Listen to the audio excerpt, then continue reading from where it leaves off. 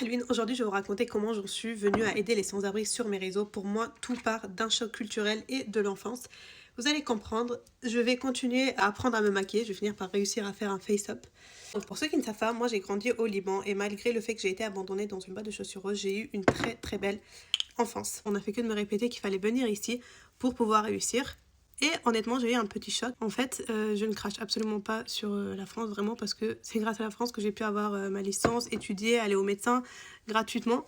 Mais j'ai quand même eu un choc culturel de voir qu'il y avait autant de sans-abri dehors comme ça. Donc, à 17 ans, je pars vivre seule dans un petit studio pour pouvoir faire mes études de psychologie. Et là, je m'intéresse vraiment au sujet des sans-abri. Je m'étais promis qu'un jour, j'allais vraiment leur venir en aide, même si c'était que de l'écoute, mais d'être là pour eux.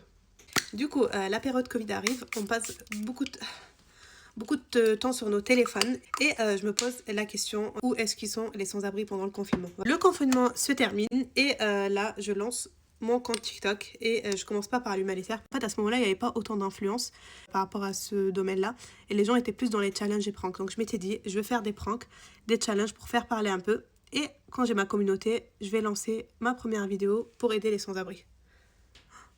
Waouh! Donc en effet, je lance mon contenu, je fais des challenges où je suis un peu aigrie, c'était pour faire parler, c'était une stratégie. J'ai ma communauté, au bout de 2 mois, je lance ma première vidéo avec un sans-abri qui est aujourd'hui malheureusement décédé, mais qu'on a beaucoup pu aider. Beaucoup de critiques, vraiment beaucoup de critiques sur mon français, sur mes actions, ils comprenaient pas trop les gens, mes attentions. Ça me déplaît pas et ça me donne envie d'encore plus continuer à venir en aide à ces gens-là parce qu'au final, je rentrais chez moi et j'offrais une très belle journée à un sans-abri qui était de base délaissé.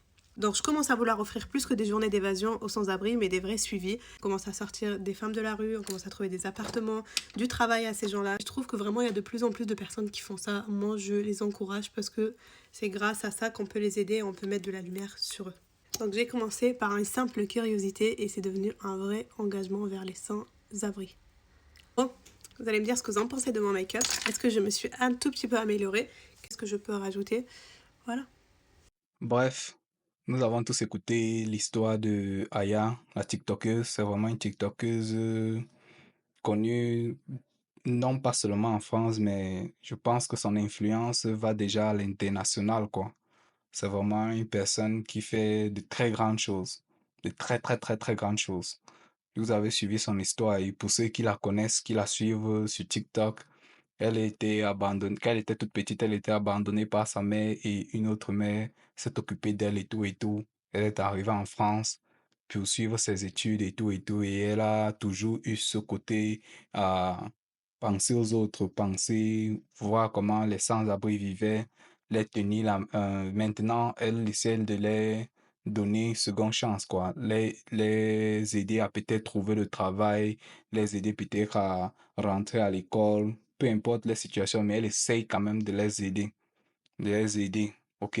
Donc, ce qu'elle fait, c'est vraiment un travail de ouf, quoi. Parce que je sais pas comment quelqu'un pourra la remercier. Tu vois un peu? Non, c'est ce que je pense, que je sais seulement que c'est Dieu seul sait comment il va la remercier. Ce sont des bénédictions, vraiment, je sais pas, hein. Tu vois, dans la vie, tu vois, tu rencontres, tu vois, tu as des amis, ils sont tellement chanceux dans la vie. Tellement c'est chanceux. C'est à cause des actions pareilles. Parce que peut-être si tu regardes dans sa famille, la mère ou bien sa grand-mère, la grand-mère de sa grand-mère et tout, elle était vraiment si généreuse. Pensez vraiment aux autres et tout. Tu vois? Et là, ce sont des bénédictions générationnelles que tes enfants et les enfants de tes enfants vont avoir. C'est à cause des actions pareilles. Vous voyez, non? Donc, donner à quelqu'un, avoir un cœur si gentil n'est pas souvent est souvent le plus recherché en fait. Parce que tout le monde veut donner la main, mais il faut quand même aussi avoir les moyens. Bref, ce qu'elle fait est vraiment extraordinaire. Vous voyez? Tellement si extraordinaire. Bref, je te donne mon chapeau. Courage à toi. Continue à faire ce que tu fais. Et toute ta communauté est derrière toi. Et moi, à travers cette chaîne, j'essaie seulement de partager tes œuvres. Si l'un de mes abonnés, les personnes qui voient ma vidéo, pourront aller s'abonner à ta chaîne, à ta chaîne TikTok, ce serait vraiment un plus.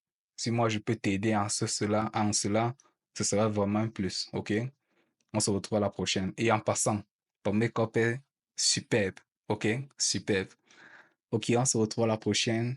Et les gars, dites-moi ce que vous en pensez dans les commentaires. Est-ce que vous pensez que l'œuvre qu'elle fait, bon bref, vous pensez que l'œuvre qu'elle fait est vraiment énormissime, OK? Bref, dites-moi ce que vous en pensez et on se retrouve à la prochaine, OK? Ciao, ciao.